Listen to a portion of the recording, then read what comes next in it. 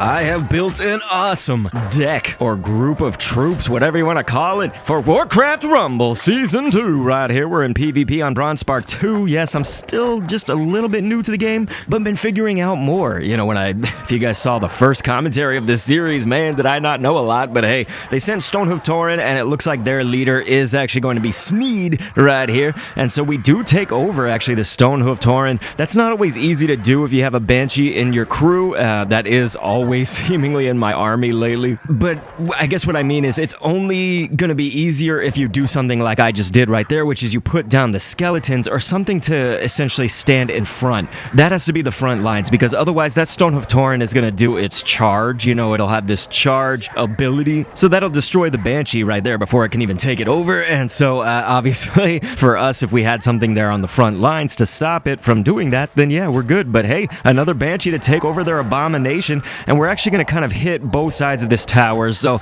you notice that the safe pilot, I dropped it over on the left because the abomination's kind of hitting it from the right, and so that means that we will guarantee some damage against this tower. But hey, the abomination was also sort of a guarantee of that too. It's good. We want to be damage advantaged here.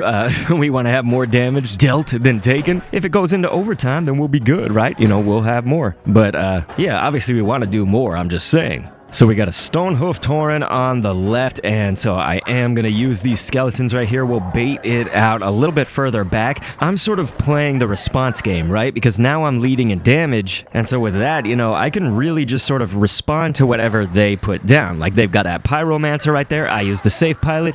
They are going to kind of hit this left side a little bit stronger right now, and so the left path has Sneed on it, which is going to get them a lot of gold, unfortunately for me. But hey, we stopped the Stonehoof Tauren at least, and maybe we can take over this Sneed with a Banshee, right? So let's go ahead and do that. We did throw down the Griffin just in case, because we're going to need a little bit more muscle going up against an abomination. And if I had just waited even a second later, half a second later, we could have put that safe pilot back down for the shaman, which would have been the better response, I think, to this attack that our opponent JWH has lobbed against us. And notice Defias bandits on the right, so Griffin Rider, it's going to be fine. And actually the Kobold right there, it just got its gold. I didn't really need it anymore, so that was fine. It was a good sort of opportunity for baiting that out, because they're going to be stealth, right? The Defias bandits are going to be stealth, and so if we can cripple the stealth out of them with something like a Kobold, then that's great. And so another Pyromancer comes through, so let's just safe pilot it when we're clear of the towers. We didn't want the towers to be hitting it right upon landing, right? We want the safe pilot to land successfully and then get its attacks in, because that'll give it a little bit more time to be hitting right here.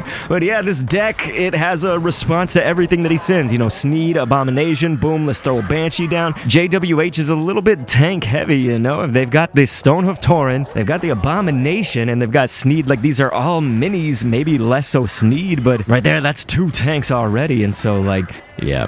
What I'm saying is that we have a response for everything, which is nice, and Sylvanas is going to be my hero up in this piece. It's nice because I've got a Banshee, but I've also got Sylvanas. You saw us use actually her earlier, like very early on in the match, to go up against an Abomination all by herself. The only problem with that is that she will actually do a lot of damage, you know, before you take it over as the Banshee, because Sylvanas leaves a Banshee in her wake when she dies, and so it's a nice opportunity to take something over, but like, you really want that to come in a little bit more clutch than it did, because Sylvanas is going to do a lot of damage to that Abomination. Then you take it over and it's got like half its health already gone. But hey, let's go ahead. We'll take out these little goblins right now. Easy peasy. And so, safe pilot once again. This is going to be like third or fourth time we've done this against a Pyromancer. Don't need that coming on through. It can actually be kind of powerful, and especially when I'm placing down these skeletons and things. You don't want to put down the skeleton party and whatnot for that, because it's just going to one-shot them, two-shot them, you know, with the splash damage. So you can see here in overtime, all I have to do was play the response game. Yet again, we could just do this for most of the match, right? Because JWH lower on health than me by a very nice stretch, and so that is going to be 6 seconds left in the game. Victory here in Season 2 with this amazing set of troops that I am rolling with.